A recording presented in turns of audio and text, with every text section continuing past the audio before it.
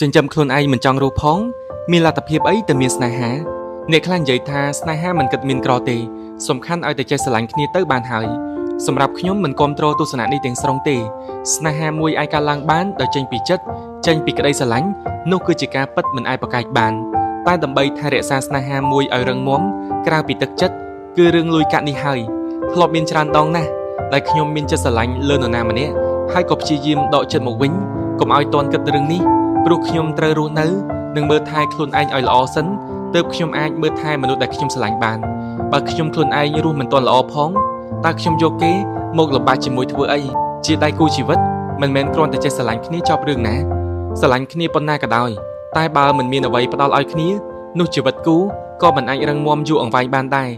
ទៅមើលកុនដើរលេងទិញកាដូឲ្យគ្នាសុទ្ធតែត្រូវការលុយចុះបើក្រតើទៅធ្វើអីបានអញ្ចឹងហើយទើបខ្ញុំត្រូវតែខំប្រឹងដើម្បីធ្វើឲ្យខ្លួនឯងរឹងមាំជាទីពឹងផ្អែករបស់មនុស្សដែលខ្ញុំស្រឡាញ់ស៊ូនៅតែឯងក៏មិនយកអ្នកណាមកលំបាកជាមួយដែរ